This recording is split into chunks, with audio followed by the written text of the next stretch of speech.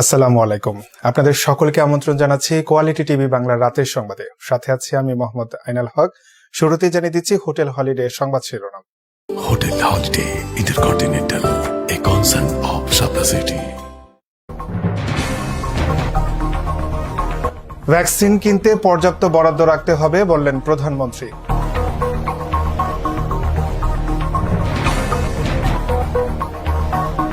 বিএনপির অপরাজনীতি দেশের গণতন্ত্রের বিকাশ বাধাগ্রস্ত হচ্ছে মন্তব্য করলেন ওবায়দুল কাদের। মোশতাকের মৃত্যুর কারণে আইন বাতিল করতে হবে কেন বললেন তথ্যমন্ত্রী।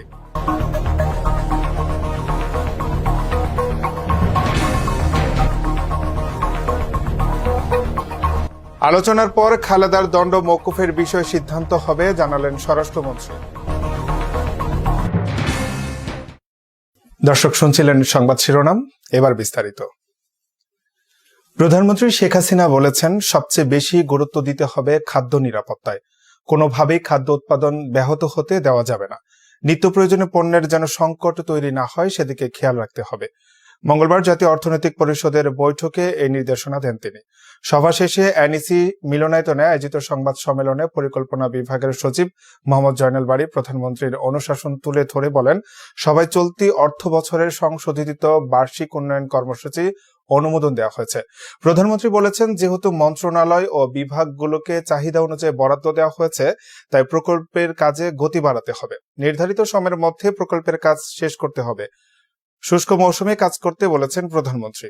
বাবা মা ভাই সব হারিয়ে মনে হয় শুধু একটা লক্ষ্য নিয়ে কাজ করেছে, সেটা হলো বাংলাদেশটাকে আমার বাবা যে স্বাধীন করে দিয়ে গেলেন, তো এই বাংলাদেশের স্বাধীনতার সুফলটা যেন সাধারণ মানুষের ঘরে ঘরে পৌঁছাতে পারে, মানুষ যেন একটু ভালোভাবে বাঁচতে পারে, যেটা তিনি সবসময় বলতেন। আমরা এখন উন্নয়নশীল দেশ, আমাদের চিন্তাভাবনা ওইভাবেই থাকতে হবে যে আমরা এখন একটা মর্যাদা নিয়ে বিশ্বে চলবো, অর্থাৎ বিশ্বের কাছে মাথা উঁচু করে আমরা চলবো। যে আমাদের যে সম্পদ আছে সেই সম্পদ নিয়েই আমরা আমাদের দেশকে ইনশাল্লাহ গড়ে তুলবো। বিএনপির নেতিবাচক ও অপরাজনীতিতে দেশের চলমান উন্নয়ন ধারাই শুধু বাধাগ্রস্ত হচ্ছে না, ক্ষতিগ্রস্ত হচ্ছে শেখ হাসিনার নেতৃত্বে গণতন্ত্রের বিকাশ ধারা। এমন মন্তব্য করেছেন আওয়ামী লীগের সাধারণ সম্পাদক ওবায়দুল কাদের। বুধবার সকালে বঙ্গবন্ধুর জন্মশত বার্ষিকী এবং স্বাধীনতার সুবর্ণ জয়ন্তী উপলক্ষে আলোচনা সভায় কথা বলেন মন্ত্রী বলেন, বিএনপির আন্দোলন, সমাবেশ, মিছিল, মানববন্ধন মানেই হচ্ছে সহিংসতা আর সন্ত্রাস। জন্মলগ্ন থেকে বিএনপি গণতন্ত্রের মুখোশের আড়ালে গণতন্ত্র হত্যা, মানবাধিকার লঙ্ঘন করে আসছে। এখনো সেই ধারাবাহিকতাই চর্চা করে চলেছে বলে জানান তিনি। স্বাধীনতা বিরোধীদের সাথে সখ্যতা রেখে স্বাধীনতার সুবর্ণ জয়ন্তী পালন মুক্তিযুদ্ধের মূল্যবোধের সাথে রসিকতা আর তামাশা ছাড়া কিছু নয় বলেও মন্তব্য করেন ওবায়দুল কাদের। বিএনপির আন্দোলন, সমাবেশ, মিছিল, মানববন্ধন মানেই সহিংসতা আর সন্ত্রাস। তাদের কর্মসূচি মানেই জনগণের সম্পদ বাস পোড়ানো। জনগণ তাদের কর্মসূচিতে ভীত সন্ত্রস্ত। আন্দোলন ও নির্বাচনে ধারাবাহিক ব্যর্থতার পর এখন তারা প্রতিপক্ষ হিসাবে দাঁড় করিয়েছে পুলিশকে। অতীতের ধারাবাহিকতা, ঢাকা শহরে একযোগে বাস পুড়িয়ে, পল্টন ও প্রেস ক্লাবে পুলিশের উপর হামলা, তারা করেছে কি নগ্ন হামলা, লাঠি সোটা নিয়ে পুলিশকে পেটাচ্ছে, টেলিভিশনের ক্যামেরায় দেখা যাচ্ছে, তারপরেও দোষ দেওয়া হচ্ছে পুলিশকে। রাস্তায় বন্ধ করে দিয়ে আপনারা সমাবেশ করবেন, এটা তো জনভোগান্তি সৃষ্টি করে। পুলিশ যদি বাধা দেয় তাহলে পুলিশের উপর হামলা। এটাই বিএনপি করে আসছে, এটাই বিএনপির রাজনীতি। তারা তাদের সেই নেতিবাচক সন্ত্রাসী ধারা থেকে বেরিয়ে আসতে পারেনি। অপরাজনীতির কারণে বিএনপি শুধু জনবিচ্ছিন্ন নয়, ধীরে ধীরে নিজ দলের কর্মীদের থেকেও তারা বিচ্ছিন্ন হয়ে পড়ছে। তথ্যমন্ত্রী ডক্টর হাসান মাহমুদ বলেছেন, কারাগারে মোশতাকের মৃত্যু নিয়ে নানা ধরনের কথা বলা হচ্ছে। এ নিয়ে পানি ঘোলা করে লাভ হবে না। তদন্ত কমিটি হয়েছে, তদন্তের কমিটির রিপোর্টে সব বেরিয়ে আসবে। তদন্ত রিপোর্টে বেরিয়ে আসলে সরকার যথাযথ ব্যবস্থা নিতে বদ্ধপরিকর। কিন্তু একজনের মৃত্যুর কারণে ওই আইন বাতিল করতে হবে, এটা তো আইনের দোষ না। আজ বুধবার জাতীয় প্রেস ক্লাবে 21শে পদকপ্রাপ্ত দেশ বরেণ্য সাংস্কৃতিক ব্যক্তিত্ব এটিএম শামসুজ্জামানের শোকসভায় তিনি এসব কথা বলেন। তথ্যমন্ত্রী বলেন, ডিজিটাল সিকিউরিটি অ্যাক্ট এই আইনে মোশতাক কারাগারে ছিলেন, সেখানে তার মৃত্যু হয়েছে। সেই সূত্র ধরে বলা হচ্ছে এই আইন বাতিল করতে হবে। অন্য আইনে যারা কারাগারে যায়, সেই আইনে যদি কারাগারে তারও মৃত্যু হয়, তাহলে কি সেই আইনগুলো বাতিল করতে হবে? সে প্রশ্নটাও এসে যায়। মির্জা ফখরুল ইসলাম আলমগীর সাহেব একটি কথা বলেছেন, আমি কাগজে দেখলাম। তিনি বলেছেন 50 বছরে আমরা শুধু দলাদলি করেছি, দেশ আগায়নি। তো আমি মির্জা ফখরুল ইসলাম আলমগীর সাহেবকে বলবো যে আজকে যে দেশ এত দূর এগিয়ে গেছে, আপনি একজন শিক্ষিত মানুষ হয়ে এটি অনুধাবন করতে পারলেন না। দেশ যে এত এগিয়ে গেল, স্বল্পোন্নত দেশ থেকে মধ্যম আয়ের দেশ হলো, জাতিসংঘ সেই সার্টিফিকেট দিয়েছে, এই তথ্যগুলো আপনার কাছে নাই। আমি খুব অবাক হচ্ছি। আসলে বিষয়টা হচ্ছে তা নয়, বিষয়টা হচ্ছে বিএনপি যদি এই দলাদলি আর নেতিবাচক রাজনীতি না করত, বাংলাদেশ যে আজকে অনেক দূর এগিয়ে গেছে, তার চেয়ে অনেক বেশি দূর এগিয়ে যেতে পারত। মোস্তাক আহমেদের মৃত্যু অনভিপ্রেত এবং আমি নিজেও ব্যথিত, কিন্তু এটি নিয়ে যেভাবে মাঠ গরম করার চেষ্টা করা হচ্ছে, সেটি আরও অনভিপ্রেত। এটি একটি তদন্ত কমিটি হয়েছে, তদন্ত কমিটির রিপোর্ট বেরিয়ে আসবে। তার মৃত্যু স্বাভাবিক ছিল নাকি কারা কর্তৃপক্ষের কোনো অবহেলা ছিল কিংবা অন্য কোনো কারণ ছিল কিনা, সেগুলো বেরিয়ে আসবে। বেরিয়ে আসলে যথাযথ ব্যবস্থা সরকার গ্রহণ করতে বদ্ধপরিকর। কিন্তু এ নিয়ে যেভাবে একজনের মৃত্যুর কারণে বলে ওই আইন বাতিল করতে হবে, এটা তো আইনের দোষ না। আইন তো সবার জন্য। এই আইনের অপপ্রয়োগ যাতে না হয়, সেজন্য আমরা সতর্ক আছি। সেই আইনে কারাগারে ছিলেন, তার মৃত্যু কিভাবে হয়েছে সেটি তদন্তাধীন, কিন্তু সেই সূত্র ধরে বলা হচ্ছে এই আইন বাতিল করতে হবে। তাহলে অন্য আইনে যারা বিভিন্ন সময় কারাগারে যায়, তাহলে সেই কারাগারে যদি তার কারো যদি মৃত্যু হয়, তাহলে সেই আইনগুলোও কি বাতিল করতে হবে? সেই প্রশ্নই তো এসে যায়। যেই পক্ষগুলো আজকে মাঠ গরম করার চেষ্টা করছে, আর পেছন থেকে যারা বাতাস দিচ্ছে আর ঘাপটি বেড়ে বসে আছে, সেগুলো হচ্ছে জঙ্গি গোষ্ঠী, স্বাধীনতার পরাজিত শক্তি। বিএনপি চেয়ারপারসন বেগম খালেদা জিয়ার জামিনের শর্ত শিথিল ও দণ্ডাদেশ মওকুফের বিষয়ে আইন মন্ত্রণালয়ের সঙ্গে আলোচনার পর সিদ্ধান্ত নেওয়া হবে বলে জানিয়েছেন স্বরাষ্ট্রমন্ত্রী আসাদুজ্জামান খান কামাল। তিনি বলেন, বেগম জিয়াকে দেওয়া জামিনের শর্ত শিথিল করার পাশাপাশি দণ্ডাদেশ মওকুফ করার আবেদন জানিয়েছে তার পরিবার। আইন মন্ত্রণালয়ের সঙ্গে কথা বলে সিদ্ধান্ত জানাবে সরকার। বুধবার দুপুরে স্বরাষ্ট্র মন্ত্রণালয়ে আয়োজিত সংবাদ সম্মেলনে এসব কথা বলেন তিনি। স্বরাষ্ট্রমন্ত্রী আরো বলেন, বিদেশে যাওয়ার বিষয়টি বেগম জিয়ার পরিবার অনুরোধ করেছে। বেগম জিয়ার উন্নত চিকিৎসার বিষয়টি তার বাসাতেই হবে, বাসার বাইরে তিনি যাবেন না। এর আগে মঙ্গলবার দুপুরে স্বরাষ্ট্র মন্ত্রণালয়ে খালেদা জিয়ার ছোট ভাই শামীম ইস্কান্দারে এই আবেদন জমা দেন। আবেদনের পর স্বরাষ্ট্রমন্ত্রী আসাদুজ্জামান খান কামাল আবেদনপত্রে স্বাক্ষর করে সেটি পাঠিয়ে দেন সচিবের দপ্তরে। শর্ত আরো শিথিল করে, মানে হচ্ছে চিকিৎসায় করোনাকালীন তারা চিকিৎসা নিতে পারেনি, সেইটা জানিয়েছেন, এবং তার দণ্ডাদেশ মওকুফ করা যায় কিনা সেইটা সম্বন্ধেও তারা বলেছেন। আমরা পরীক্ষা নিরীক্ষা করার জন্য আইন মন্ত্রণালয়ে পাঠাবো। আইন মন্ত্রণালয় থেকে মতামত আসলে আমাদের যথাযোগ্য ইসের সঙ্গে আলাপ করে তার ব্যবস্থা নেওয়া হবে। কালকে আসছেন তার মানে ছোট ভাই শামীম ইস্কান্দার সাহেব নিয়ে এসেছিলেন আবেদনটা দিয়ে, মানে এর আগেও তিনিই আসছেন, আমি সেটা আগেই বলছি। তার পরিবারের পক্ষ থেকেই এই আবেদনটি করা হয়েছিল, এবারও তার পরিবারের পক্ষ থেকে আবেদনটি আসছে।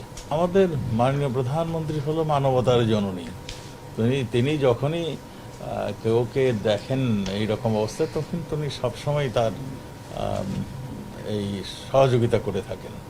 এই ক্ষেত্রেও তিনি তাকে উন্নত চিকিৎসা তার বাসায় থেকে যাতে পায়, এবং সে যেন তার যে অন্যান্য অসুবিধাগুলি ছিল, চিকিৎসা যেন আরো সুন্দর হয়ে পায়, সেই জন্যই তিনি শর্ত সাপেক্ষে তার বাসায় থাকার অনুমতি মানে ব্যবস্থা করে দিয়েছেন।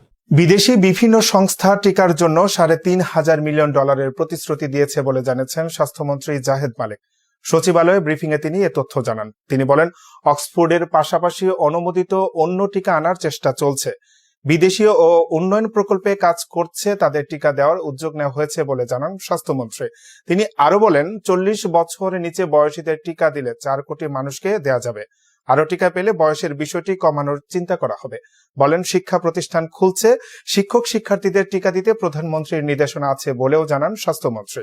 4 কোটি ডোজ হাতে চলে আসবে বিভিন্ন সময় বিভিন্ন মাসে, এবং সেই অনুযায়ী আমরা আমাদের ভ্যাকসিন কার্যক্রম আমরা করব। যদি এর মধ্যে কোনো রকমের পরিবর্তন লাগে তাহলে পরে সেই বিষয়টিও আমরা করব। আমাদের ডিজি অফিস প্রত্যেক দিন এই বিষয় নিয়ে বসেন, আলোচনা করেন এবং সিদ্ধান্ত নেন, এবং মন্ত্রণালয়েও একটা সিদ্ধান্ত আমরা গ্রহণ করেছি যে প্রত্যেক 15 দিনে একদিন আমরা এই ভ্যাকসিনের বিষয় নিয়ে আলোচনা করব, এবং সিদ্ধান্তে যদি কোনো রকমের পরিবর্তন লাগে, কোনো রকমের যদি অ্যাডজাস্টমেন্ট লাগে, সেটা আমরা এখানে বসে আমরা করব। মশা নিয়ে মানুষ অতিষ্ঠ বলে মন্তব্য করেছেন স্থানীয় সরকার মন্ত্রী তাজুল ইসলাম। বুধবার দুপুর 1:30টার দিকে ঢাকা দক্ষিণ সিটি কর্পোরেশনের মেয়র ব্যারিস্টার শেখ ফজলে নূর তাপসের সঙ্গে রাজধানীর পান্থকুঞ্জে অবস্থিত STS উদ্বোধন শেষে সাংবাদিকদের একথা বলেন তিনি। তাজুল ইসলাম বলেন, মশা নিয়ে মানুষ অতিষ্ঠ, এ বিষয়ে বিভিন্ন ধরনের খবর প্রচার হচ্ছে। আমি নিজেও জানি মশা বেড়েছে, যদিও গত বছর যে পরিমাণ কিউলেক্স এবং অ্যানোফিলিস মশা ছিল এবছর সে তুলনায় কম, তবে এখনো যে পরিমাণ রয়েছে তাও সহনীয় নয়। আমাদের ডেঙ্গুর মতন এরকম বিপজ্জনক নয়, আতঙ্কিত হওয়ার কিছু নাই। তারপরেও আমরা ইতিমধ্যে আমি উভয় মেয়র সাথে কথা বলেছি, সবাই আন্তরিকভাবে চেষ্টা করছেন। আমি বলবো যে মতামত বা পরামর্শের কিছু ঘাটতি ছিল। আমরা পুরো ডিসেম্বরকালীন ডেঙ্গুর জন্য কাজ করাতে কিউলেক্সের জন্য পরিপূর্ণভাবে কাজ করা যায়নি। আমাদের কীটনাশক পরিবর্তনের কারণে আমরা আশাবাদী আগামী 2 সপ্তাহের মধ্যে থেকেই এর পরিবর্তন আমরা লক্ষ্য করতে পারবো। মহামারী করোনা ভাইরাসে দেশে গত 24 ঘন্টায় নতুন আরো 5 জনের মৃত্যু হয়েছে। এই সময় নতুন করে আরো 614 জন আক্রান্ত হয়েছে। বুধবার বিকালে স্বাস্থ্য অধিদপ্তরের এক বিজ্ঞপ্তিতে তথ্য জানানো হয়েছে। করোনা ভাইরাস সংক্রমণ পরিস্থিতির সর্বশেষে তথ্য জানিয়েছে। বিজ্ঞপ্তিতে বলা হয়েছে, গত 24 ঘন্টায় নতুন 5 জনকে নিয়ে পর্যন্ত করোনায় প্রাণ হারিয়েছে মোট 8,428 জন। সে সময়ে নতুন 614 জনকে নিয়ে দেশে পর্যন্ত আক্রান্ত হয়েছে মোট 5,47,930 জন। স্বাস্থ্য অধিদপ্তরের তথ্য অনুযায়ী গত 24 ঘন্টায় বাসা ও হাসপাতালে চিকিৎসাধীন আরো 936 জন রোগী সুস্থ হয়েছেন। এ নিয়ে এখন পর্যন্ত মোট 4,99,627 জন করোনা রোগী সুস্থ হয়েছেন। দেশে করোনা ভাইরাসের প্রথম সংক্রমণ ধরা পড়েছিল গত বছরের 8 মার্চ। এর 10 দিনের মাথায় 18 মার্চ প্রথম মৃত্যুর খবর আসে। 26 মার্চের মধ্যে ডিজিটাল নিরাপত্তা আইন বাতিলের দাবি তোলা হয়েছে। এই সময়ের মধ্যে এই আইন বাতিল না করা হলে প্রধানমন্ত্রী কার্যালয় ঘেরাও করার হুঁশিয়ারি দেওয়া হয়। বুধবার রাজধানীতে আয়োজিত নাগরিক সমাবেশের পরে অনুষ্ঠিত পদযাত্রা শেষে এমন দাবি তোলা হয়। কারাবন্দী অবস্থায় লেখক মুশতাক আহমেদের মৃত্যু সহ সব হত্যার বিচার ও ডিজিটাল নিরাপত্তা আইন বাতিলের দাবিতে বুধবার বেলা 11টার দিকে জাতীয় প্রেস ক্লাবের সামনে নাগরিক সমাবেশ অনুষ্ঠিত হয়। এই সমাবেশ শেষে গণস্বাস্থ্য কেন্দ্রের প্রতিষ্ঠাতা ডাক্তার জাফরুল্লাহ চৌধুরীর নেতৃত্বে প্রধানমন্ত্রীর কার্যালয় অভিমুখে পদযাত্রা শুরু হয়। পদযাত্রাটি হোটেল ইন্টারকন্টিনেন্টালের সামনে পৌঁছলে পুলিশ ব্যারিকেড দিয়ে আটকে দেওয়া হয়। তখন ব্যারিকেডের সামনে পদযাত্রা শেষ করেন ডাক্তার জাফরুল্লাহর সঙ্গে থাকা নেতাকর্মীরা। মানুষ স্বাধীনভাবে তার মত প্রকাশ করবে, মানুষ বিরুদ্ধ মত প্রকাশ করতে পারবে না। বিরুদ্ধ মত প্রকাশ করার জন্য কেউ ব্যঙ্গাত্মক ভাষা বেছে নিতে পারবে না। এই আইনটাকেই তো আমার মনে হচ্ছে যে মানুষের স্বাধীনতার, আমাদের স্বাধীনতার এবং আমাদের স্বাধীনতা চেতনার পরিপন্থী। একটা লোক একটা লেখার কারণে জেলখানার মধ্যে কি অসুখ হয়েছে আমরা কিচ্ছু জানি না, মারা গেছে। আমরা প্রধানমন্ত্রীর কাছে জানতে চাই উনি মারা যাবে কেন। আমি বলছি 420 বাদ দেন, একটা কালো আইন সবাই মিলে বাতিল করতে বলে, বাতিল করে আরো ঘন কালো আর একটা আইন বানান, ওই সব চলবে না। সংস্কার একটা ধাপ্পা বাজিয়ে, সুতরাং সংস্কার চাই না, আমরা এটাকে বাতিল চাই। আজকে যত প্রধানমন্ত্রী আছে, যতজনকে বিভিন্ন অজুহাতে বন্দী করে রেখেছেন, তাদের মুক্তি দেন এবং তাদের ক্ষতিপূরণের ব্যবস্থা। দর্শক, নিয়ে নিচ্ছে ছোট্ট একটি সংবাদ বিরতি, ফিরছি কিছুক্ষণ পর, সঙ্গেই থাকুন। ভাইয়া 10টার সময় ঢাকায় পৌঁছাচ্ছ, তাহলে আমি গাড়ি ঠিক করে রাখি। না না, তার আর দরকার হবে না রে। কেন ভাইয়া? আমি যে হোটেলের মালিক হয়েছি ওই হোটেল থেকে আমাকে নিতে আসবে, আর আমি ওই হোটেলেই উঠবো, পরের দিন বাড়িতে আসবো। হোটেলে মালিক? বুঝলাম না ভাইয়া। মাত্র 1 লক্ষ টাকা বিনিয়োগের মাধ্যমে মালিক হয়েছি। সত্যি? কি মজা! ভাইয়া আমাকে নিয়ে যাবে তোমার হোটেলে? তোকে, মাকে, সবাইকে নিয়ে যাবো। সত্যি? Hotel holiday intercontinental. Canvas leather and footwear, আধুনিক ডিজাইন, টেকসই, মজবুত ও শতভাগ রপ্তানিযোগ্য উন্নত চামড়া জুতার এক বিশ্বস্ত নাম ক্যানভাস। ক্যানভাস একটি আন্তর্জাতিক মানের দেশীয় ফুটওয়্যার ব্র্যান্ড। সহনীয় মূল্য, উন্নত মান, আধুনিক ডিজাইন আর মজবুত টেকসইয়ের কারণে দ্রুত সময়ে ক্রেতা সাধারণের হৃদয় কাটতে সক্ষম হয়েছে ক্যানভাস। সারা দেশে সহজ শর্তে ডিলার ও শোরুম বরাদ্দ দেওয়া হচ্ছে। বিস্তারিত জানতে যোগাযোগ করুন 01951212121, 01741009595 অথবা ভিজিট করুন www.canvasbd.com। Canvas leather and footwear. বিরতির পর আবারও স্বাগতম। ভুয়া জাতীয় পরিচয়পত্র, ট্রেড লাইসেন্স ও টিন সার্টিফিকেট ব্যবহার করে ঢাকা ব্যাংক সহ বিভিন্ন আর্থিক প্রতিষ্ঠান থেকে অর্থ আত্মসাতের অভিযোগে 6 জনকে গ্রেপ্তার করেছে ঢাকা মহানগর গোয়েন্দা পুলিশ। বুধবার দুপুরে ডিএমপির মিডিয়া সেন্টারে সংবাদ সম্মেলনে এ তথ্য জানানো হয়। ডিবির অতিরিক্ত কমিশনার জানান, ফ্ল্যাট ব্যবসাকে পুঁজি করে একটি অসাধু চক্র এই প্রতারণা করে আসছিল। প্রথমে ব্যাংকে গিয়ে ফ্ল্যাট কেনার জন্য লোনের বিষয়ে পরামর্শ করে প্রতারক চক্রটি পরে ভুয়া কাগজপত্র তৈরি করে লোন নিয়ে লাপাত্তা হয়ে যায়। এই চক্রের সাথে নির্বাচন কমিশনের বেশ কিছু অসাধু কর্মচারীও জড়িত বলে জানায় পুলিশ। ডিবি জানায়, চক্রটি প্রতারণা করে 11টি আর্থিক প্রতিষ্ঠান থেকে কোটি কোটি টাকা হাতিয়ে নিয়েছে। ক্রয় বিক্রয়ের ক্ষেত্রে যাতে ব্যাংক ক্রেতা বিক্রেতা আরও বেশি ক্রস চেকের মাধ্যমে আর্থিক লেনদেন করে জমি এবং ফ্ল্যাটের বিক্রির ক্ষেত্রে, সেই বিষয়ে আমাদের অনুরোধ রইল। এর পিছনে এখন ক্রেতা বিক্রেতা জড়িত কিনা, ব্যাংক অথরিটি জড়িত কিনা, NID2 পেলাম, টিন এবং ভূমি অফিস কেউ জড়িত কিনা, এই বিষয়গুলো আমরা খতিয়ে দেখছি। আধুনিক সরঞ্জামাদি থাকলেও প্রশিক্ষণের কোনো বিকল্প নেই বলে মনে করেন বাংলাদেশ সেনাবাহিনীর প্রধান জেনারেল আজিজ আহমেদ। তিনি বলেন, সেনাবাহিনীকে শুধু আধুনিক করলেই হবে না, আধুনিক সরঞ্জামাদি দিলেই হবে না, সেই সরঞ্জামাদি যাতে দক্ষতার সঙ্গে পরিচালনা করা যায় সেভাবে আমাদের প্রশিক্ষণ করতে হবে। তা না হলে যত আধুনিক সরঞ্জামাদি আসুক না কেন, ভালো প্রশিক্ষণ না থাকলে সেটা আমাদের কোনো ফল দেবে না। অর্থাৎ প্রশিক্ষণের কোনো বিকল্প নেই। বুধবার সকালে সাভার সেনানিবাসে সেনাবাহিনীর ফায়ারিং প্রতিযোগিতার সমাপনী এবং পুরস্কার বিতরণী অনুষ্ঠানে প্রধান অতিথির বক্তব্যে তিনি এসব কথা বলেন। PEDP 4 প্রকল্পের আওতায় রাজশাহীর পটিয়ায় 4টি প্রাথমিক বিদ্যালয়ের নির্মাণ কাজের ভিত্তিপ্রস্তর স্থাপন করেন রাজশাহী 5 পটিয়া দুর্গাপুর আসনের সংসদ সদস্য প্রফেসর ডাক্তার মোহাম্মদ মনসুর রহমান।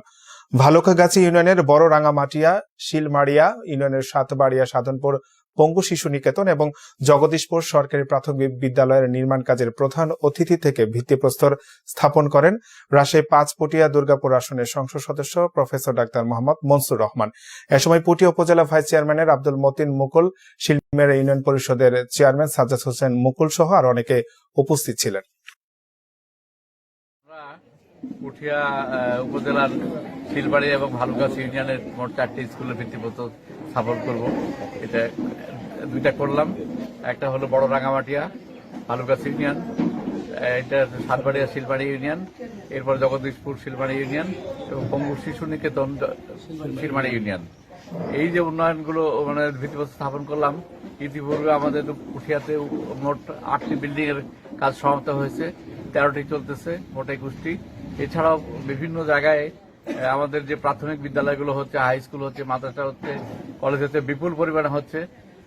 জননেত্রী প্রধানমন্ত্রী শেখ হাসিনার যে বক্তব্য যে আমরা গ্রামকে শহর করব, এই বক্তব্যের সঙ্গে আমি একমত এবং আমরা উন্নয়নের রূপকার জননেত্রী প্রধানমন্ত্রী শেখ হাসিনার প্রতি আস্থাশীল এবং উনি যে বছরের প্রথম দিনে আমাদের কমলমতি শিশুদের হাতে নতুন বই তুলে দেন, এর জন্য ওনাকে ধন্যবাদ। 26,000 প্রাথমিক বিদ্যালয়কে উনি একদিনে সরকারি করেছেন, এর জন্য ওনাকে ধন্যবাদ। এই অবকাঠামো তৈরি করে বাংলাদেশ অবহেলিত গ্রামীণ অবকাঠামোকে উন্নয়নের ধারায় নিয়ে এসে রাস্তাঘাট, স্কুল, কলেজ, মাদ্রাসা, বিভিন্ন সোলার বিদ্যুৎ, বিভিন্ন বিশুদ্ধ পানির জন্য জলমটর, এগুলো ব্যবস্থা করেছেন, এই জন্য ওনাকে আমি ধন্যবাদ জানাই। আমাদের মাননীয় সংসদ সদস্য জনাব প্রফেসর ডাক্তার মনসুর রহমান মহোদয় শিলমারি ইউনিয়নের 3টি প্রাথমিক বিদ্যালয়ের 4তলা বিশিষ্ট ভবনের ভিত্তি স্থাপন করছেন। আমার ইউনিয়নে 21টা প্রাথমিক বিদ্যালয় আছে, তার মধ্যে 4টার আজকে নতুন বিল্ডিং এর উদ্বোধন হচ্ছে। আমি মাননীয় এমপি মহোদয় এবং সেই সঙ্গে যার কারণে এটা হচ্ছে মাননীয় প্রধানমন্ত্রী জননেত্রী শেখ হাসিনাকে ধন্যবাদ কৃতজ্ঞতা জানাচ্ছি। কারণ গ্রামের মানুষের শিক্ষা ব্যবস্থার উন্নয়নের জন্য এবং উন্নত সুন্দর পরিবেশে শিক্ষা লাভের জন্য শিশুদের এই প্রয়াস, এবং এইটা আমি আরো অনুরোধ জানাবো মাননীয় এমপি মহোদয় এবং মাননীয় প্রধানমন্ত্রী মহোদয়ের কাছে। আমার 21টা প্রাথমিক বিদ্যালয়ের মধ্যে আরো প্রায় 7-8টা প্রাথমিক বিদ্যালয়ের অবস্থা অত্যন্ত খারাপ, এবং সেই বিল্ডিংগুলা সেই স্কুলগুলোতে নতুন যাতে ভবন নির্মাণ করে এবং এই এলাকার রাস্তাঘাট উন্নয়ন সহ অন্যান্য যে উন্নয়ন, যেটা মাননীয় প্রধানমন্ত্রী বলেছে গ্রাম হবে শহর, অর্থাৎ গ্রামের মানুষ শহরের সুযোগ সুবিধা পাবে, এইটা বাস্তবায়নের জন্য মাননীয় প্রধানমন্ত্রী যেমন কাজ করছে, আমাদের সংসদ সদস্য মহোদয় কাজ করছে। অপরদিকে রাজশাহীর দুর্গাপুর প্রেস ক্লাবের সাংবাদিকদের জড়িয়ে মেয়র তোফাজ্জল হোসেনের অপপ্রচার ও উদ্দেশ্য প্রণোদিত বক্তব্যের প্রতিবাদে সর্বস্তরের শ্রেণী পেশার মানুষের অংশগ্রহণে মানববন্ধন কর্মসূচি পালন করে। বুধবার দুপুরে দুর্গাপুর প্রেস ক্লাবের সামনে সড়কে এই মানববন্ধন কর্মসূচির আয়োজন করে। এ সময় মানববন্ধন কর্মসূচি দুর্গাপুর প্রেস ক্লাবের সভাপতি রবিউল ইসলাম, সাংবাদিক গোলাম রসুল, আমিনুল ইসলাম ও আব্দুল খালেক সহ অনেকে উপস্থিত ছিলেন। এই মানববন্ধনে 5 দফা দাবি পেশ করেন। এই দাবিগুলো মানা না হলে কঠোর কর্মসূচি ঘোষণা করা হবে বলে জানান বক্তারা। পানানগর ইউনিয়ন আওয়ামী লীগের সাধারণ সম্পাদক আদেশ, উনি মেয়র তোফাজ্জলের পাশে থেকে বলতেছে সাংবাদিকরা 2 গাড়ি এরকম করে অস্ত্র বের করে গুলি ফুটাচ্ছে। যদি গুলির শব্দ হয়ে থাকে তাহলে নির্বাচন সুষ্ঠু হয়নি। যদি নির্বাচন সুষ্ঠু না হয়ে থাকে, যদি গুলি ফুটানো হয়ে থাকে, ওই কেন্দ্রের দায়িত্বরত পুলিশের ইনচার্জ এবং নির্বাহী ম্যাজিস্ট্রেট কি ছিলেন বসে তারা কি রিপোর্ট দিয়েছে তাদের রিটার্নিং কর্মকর্তার কাছে, প্রশাসনের ঊর্ধ্বতন কর্মকর্তার কাছে যে এখানে গুলি ফুটানো হচ্ছে, বোমা ফুটানো হচ্ছে, 4 গাড়ি যেরকম ককটেল ফুটানো হয়েছে, সারা বাংলাদেশ জানা সেই খবর। এই খবর কেউ জানলো না, মেয়র তোফাজ্জল আদম জানলো পারেনি। তার মানে কি এটা ঘটনা পূর্ব পরিকল্পিত, তাদের এটা সাধারণ নাটক। খাগড়াছড়িতে আইনশৃঙ্খলা রক্ষায় নিয়োজিত 26 ফিল্ড রেজিমেন্ট আর্টিলারি লক্ষ্মীছড়ি জোনে মাসিক নিরাপত্তা সম্মেলন ও মতবিনিময় সভা অনুষ্ঠিত হয়েছে। সকালে জোন সদরে অনুষ্ঠিত সভায় এলাকার সার্বিক পরিস্থিতি তুলে ধরে প্রধান অতিথি বিদায়ী জোন অধিনায়ক লেফটেন্যান্ট কর্নেল মোহাম্মদ জাহাঙ্গীর আলম বলেন, লক্ষ্মীছড়ি জোনের সেনা সদস্যরা সম্প্রতি সময়ে গহীন অরণ্যে অভিযান চালিয়ে 3 জনকে আটক সহ বিপুল পরিমাণ গাঁজা ক্ষেত ধ্বংস করেছে। যারা সবুজ পাহাড়ে গাঁজা চাষ করে যুব সমাজকে ধ্বংসের পায়তারা করছে তাদের কঠোর হাতে দমন করা হবে। এই সময় অন্যান্যদের মধ্যে নবাগত জোন অধিনায়ক লেফটেন্যান্ট কর্নেল মোহাম্মদ রাশেদুজ্জামান রাশেদ, খাগড়াছড়ি পার্বত্য জেলা পরিষদের সদস্য আব্দুল জব্বার, লক্ষ্মীছড়ি উপজেলা চেয়ারম্যান বাবুল চৌধুরী, উপজেলা নির্বাহী কর্মকর্তা মোহাম্মদ ইয়াসিন সহ স্থানীয় জনপ্রতিনিধি, রাজনীতিবিদ ও পদস্থ সামরিক কর্মকর্তাগণ উপস্থিত ছিলেন। পরে লক্ষ্মীছড়ি উপজেলাবাসীর পক্ষ থেকে জোন অধিনায়ক দ্বয়কে বিদায়ী বরণ করা হয়। শ্রীপুর উপজেলার 6 নং বর্মি ইউনিয়ন পরিষদের প্রয়াত চেয়ারম্যান হাবিবুর রহমানের সুযোগ্য সন্তান 3 নং ওয়ার্ডের ইউপি সদস্য ও ভারপ্রাপ্ত চেয়ারম্যান মোহাম্মদ তোফাজ্জল হোসেন। প্রয়াত চেয়ারম্যান আলহাজ শামসুল হক বাদল সরকার হঠাৎ অসুস্থ হয়ে ইন্তিকালের পর স্থানীয় সরকার ইউনিয়ন পরিষদ আইন অনুযায়ী 1 নম্বর প্যানেল চেয়ারম্যান হিসেবে তিনি ভারপ্রাপ্ত চেয়ারম্যান নির্বাচিত হন। ইউপি সদস্য কর্মকর্তা কর্মচারীদের নিয়ে ইউনিয়ন পরিষদের কার্যকলাপ যথাযথভাবে পালন করছেন। রাস্তার কাজ উদ্বোধনের সময় কোয়ালিটি টিভির একান্ত সাক্ষাৎকারে তিনি বলেন, উনি আমার বাবা ছিলেন। উনি 2003-এ ভারপ্রাপ্ত চেয়ারম্যান হয়, তারপর আবার সে বিপুল ভোটের মাধ্যমে চেয়ারম্যান নির্বাচিত হয়। চেয়ারম্যান অবস্থায় তিনি ইন্তিকাল করেন। ইন্তিকালের পর তখন বাদল চেয়ারম্যান সাহেব যখন মারা গেল, আবার আমি ভারপ্রাপ্ত চেয়ারম্যান হলাম। এখন জনগণের আমি চাই যে এই বর্মি জনগণের সেবা করতে, এবং আমার বাবা দাদা যারা সবাই এই জনগণ নিয়ে চলছে। যে জনগণ মনে করে যে আমার বাবা ভোট দিছে, এখন আমাকে দিবে, এবং গাজীপুরের তিনাশো এমপি সাহেব উনি আমাদের কাছের লোক, আমরা আওয়ামী লীগ ফ্যামিলির ছেলে, এবং আমাদের আওয়ামী লীগ আমাদের জন্মলগ্নেই আমরা আওয়ামী লীগ, এবং আমাদের আওয়ামী লীগ আমার বড় ভাই উজ্জ্বল, উনিও খুব কাছের লোক আমাদের ইকবাল হোসেন সবুজ সাহেবের। যেহেতু জনগণের ঊর্ধ্বে নৌকা নয়, জনগণ এই জনগণ নির্বাচিত করেছে আমাদের জননেত্রী শেখ হাসিনাকে। সেই সুবাদে আমি বলবো, জনগণ যাকে চাবে, আমাদের 3 আসনে ইকবাল সাহেব সবুজ সাহেব, ওনা জনগণের উপরে ভিত্তি করেই আমাদেরকে নৌকা দিবে, যাকেই দেয়। আমি নৌকার প্রত্যাশী এবং আমি প্রায় 40 দিন হয়েছে বারবার চেয়ারম্যান হয়েছি। এর মধ্যে আমি সরকার থেকে প্রায় 52 লক্ষ টাকা বরাদ্দ পাই। 1% এই বরাদ্দ থেকে আমার 9টা ওয়ার্ডে মেম্বার আছে, মেম্বারই আছে, তাদেরকে সমান হারে বন্টন করে দেয় এবং প্রতিটা ওয়ার্ডেই কাজ করতেছে এবং কাজ চলছে। আমি নিজে থেকে আমি পরিদর্শন করছি এবং আমি নিজে উদ্বোধন করছি। বাংলাদেশ প্রতিরক্ষা মন্ত্রণালয়ের উদ্যোগে সারা দেশব্যাপী বঙ্গবন্ধু শেখ মুজিব ঢাকা ম্যারাথন 2021-এর 5 কিলোমিটার ম্যারাথন শ্রীমঙ্গলে অনুষ্ঠিত হয়েছে। আজ বুধবার সকালে শ্রীমঙ্গল উপজেলা প্রশাসনের আয়োজনে এবং বাংলাদেশ সেনাবাহিনীর সহযোগিতায় এই ম্যারাথন অনুষ্ঠিত হয়। উক্ত ম্যারাথনে মেজর মোহাম্মদ মাজহারুল ইসলামের নেতৃত্বে সেনাবাহিনীর একটি টিম উপস্থিত ছিলেন। শ্রীমঙ্গল উপজেলা নির্বাহী কর্মকর্তা নজরুল ইসলাম সকাল 7:45 উপজেলা পরিষদ চত্বরে ফিতা কেটে আনুষ্ঠানিক ম্যারাথনের উদ্বোধন করেন। ম্যারাথনটি শ্রীমঙ্গল উপজেলা পরিষদ থেকে শুরু হয়ে court road, Guha road, college road, Bharaura চা বাগান কারখানা, BTRI link road, Sreemangal Bhanugach road হয়ে 5 কিলোমিটার পথ অতিক্রম করে আবার উপজেলা পরিষদ চত্বরে এসে শেষ হয়। ম্যারাথনে উপজেলার সকল স্তরের সরকারি বেসরকারি কর্মকর্তা, NGO প্রতিনিধি, শিক্ষক শিক্ষিকা, সাংবাদিক, বিভিন্ন শ্রেণী পেশার মানুষ সহ প্রায় 500 জন নারী পুরুষ ম্যারাথনে অংশগ্রহণ করেন। ম্যারাথনে অংশগ্রহণকারীরা সেরা 10 জনকে শ্রীমঙ্গল উপজেলা প্রশাসনের পক্ষ থেকে মেডেল প্রদান করা হয়।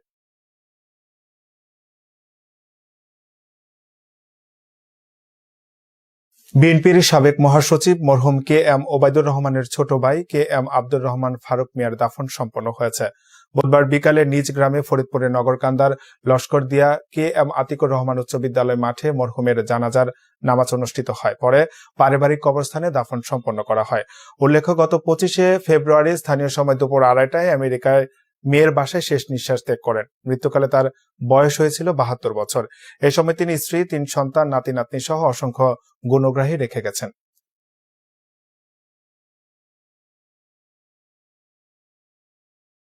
কুমিল্লার হোমনায় হাসপাতালের বাথরুমে চিকিৎসাধীন মানসিক ভারসাম্যহীন এক নারীর ঝুলন্ত লাশ উদ্ধার করা হয়েছে। গতকাল মঙ্গলবার দুপুরের দিকে উপজেলা স্বাস্থ্য কমপ্লেক্স হাসপাতালের মহিলা ওয়ার্ডের বাথরুমের জানালার গ্রিলের সঙ্গে গলায় ফাঁস দেওয়া অবস্থায় মরদেহটি উদ্ধার করে পুলিশ। সে উপজেলার ভাসানিয়া ইউনিয়নের ডহরগুপ গ্রামের মৃত শাহাবুদ্দিনের মেয়ে। এদিকে পুলিশ লাশ উদ্ধার করে ময়না তদন্তের জন্য কুমেক হাসপাতালে প্রেরণ করা হয়েছে।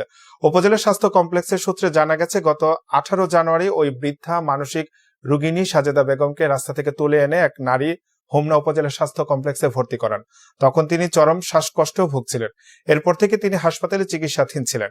চিকিৎসাধীন থাকা অবস্থায় বিভিন্ন সময় বেডের উপর নিচে শুয়ে বসে দাঁড়িয়ে অস্বাভাবিক আচরণ করতেন বলে জানান অন্য রোগীরা।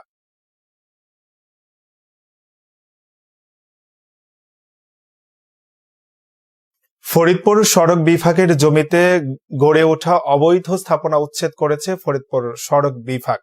বুধবার দুপুরে শহরের পশ্চিম খাবাসপুর এলাকায় আরামবাগ হাসপাতাল ও মেডিকেল কলেজের সামনে ঢাকা বরিশাল মহাসড়কের পাশে গড়ে ওঠা স্থাপনা এই উচ্ছেদ অভিযানের নেতৃত্ব দেন ফরিদপুর জেলা প্রশাসক কার্যালয়ের সহকারী কমিশনার দবির উদ্দিন।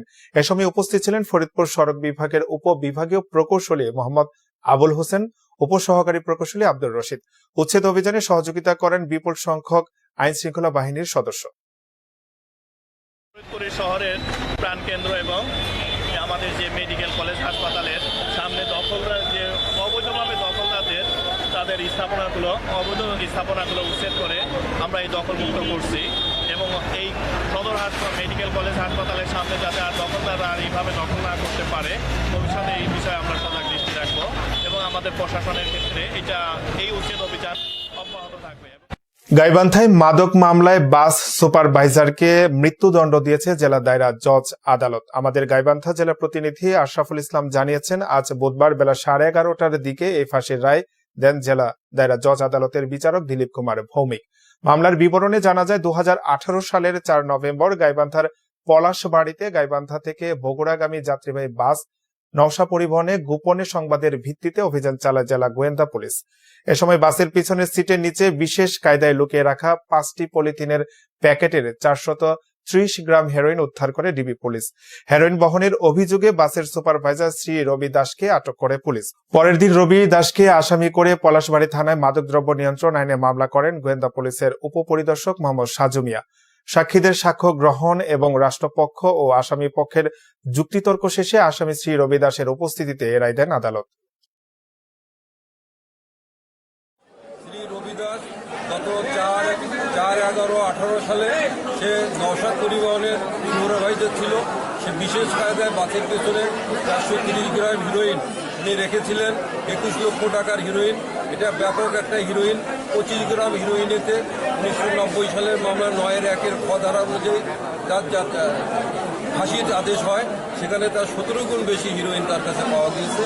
সে একজন মাদক ব্যবসায়ী, দীর্ঘদিন থেকে এগুলো করছে, সমাজকে ধ্বংস করছে, রাষ্ট্রকে ধ্বংস করছে। আজকে রাষ্ট্র এই মাদকের বিরুদ্ধে জিরো টলারেন্সে আসছে, আমরাও জিরো টলারেন্সে আছি এবং আমাদের ন্যায় বিচার আজকে ইনশিওর হয়েছে এবং এটা একটা মেসেজ চলে গেছে মাদক ব্যবসায়ীরা যারা সতর্ক থাকে এবং আর জানি এই মাদকের সঙ্গে জড়িত না থাকে তার একটা দৃষ্টান্ত আজকে স্থাপন হয়েছে। আমি মনে করি ন্যায় বিচার হয়েছে।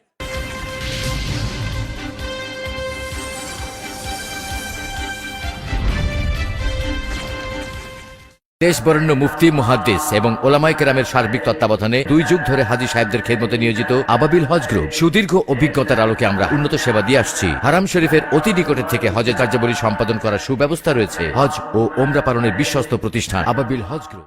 এবার আবাবিল হজ গ্রুপ প্রবাসী ডেস্ক। চলতি বছর পবিত্র হজে গমনোচ্ছুদের জন্য করোনা ভাইরাসের টিকা নেওয়া বাধ্যতামূলক করেছে সৌদি আরব সরকার। দেশের স্বাস্থ্য মন্ত্রণালয়ের এক ঊর্ধ্বতন কর্মকর্তার বরাত দিয়ে তথ্য দিয়েছে দৈনিক আরব নিউজ। শীর্ষস্থানীয় এই সংবাদপত্রে বলা হয়েছে, সৌদি স্বাস্থ্যমন্ত্রী ডাক্তার তৌফিক আল রাবিয়া এবছর হজে অংশ নিতে করোনা টিকা নেওয়ার বিষয়টি মূল শর্ত হিসেবে অন্তর্ভুক্ত করার নির্দেশনা দিয়েছেন। যারা টিকা নেবেন না তারা এবছর হজে অংশ নিতে পারবেন না। সৌদির স্বাস্থ্যমন্ত্রী ডাক্তার তৌফিক আল রাবিয়া বলেন, হজের মাধ্যমে করোনা ভাইরাসের বিস্তার যাতে না ছড়ায় তাই এর আগেই কর্তৃপক্ষকে অবশ্যই পবিত্র মক্কা ও মদিনা মনোয়ারায় স্বাস্থ্য খাতে উপযুক্ত জনবলকে প্রস্তুত রাখতে হবে। যারা এবার হজ করবেন তাদের করোনা টিকা নেওয়ার বিষয়টি নিশ্চিত করবেন তারা।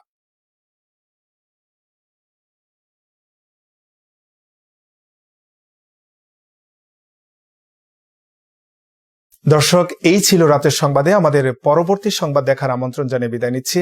আল্লাহ হাফেজ। একটা দুশ্চিন্তায় পড়ে আপনার কাছে এসেছি। দুশ্চিন্তা? বলেন কি? কোনো একটা বিশ্বস্ত প্রতিষ্ঠান পেলে কিছু টাকা বিনিয়োগ করতাম। আবাবিল ট্রেডিং ফুড প্রোডাক্টস লিমিটেড। আলহামদুলিল্লাহ, আমি নিজেও সেখানে ইনভেস্ট করে খুবই সন্তুষ্ট। আপনি নিয়ে যাবেন কি আমাকে? উনি দীর্ঘদিন থেকে ভালো একটা প্রতিষ্ঠান খুঁজছিলেন যেখানে বিনিয়োগ করতে পারলে উনি হয়তো লাভবান হবেন। প্রথমত আমি চাই হালাল রুজির নিশ্চয়তা। দ্বিতীয়ত আমার এই বিনিয়োগ যেন মানব কল্যাণ এবং জনকল্যাণে হয়। আলহামদুলিল্লাহ, হালাল ব্যবসা এবং জনকল্যাণে পরিচিত হচ্ছে Ababil trading food products limited. Ababil trading food products limited 55/A Siddique mansion, 7ম তলা, পুরানা পল্টন, ঢাকা। আমাদের প্রতি ঘন্টার সংবাদ দেখতে চোখ রাখুন কোয়ালিটি টিভি বাংলায় এবং আপনার এলাকার যে কোনো সংবাদ প্রচারে আমাদের মেইল করুন QTV Bangla News@gmail.com এই ঠিকানায়।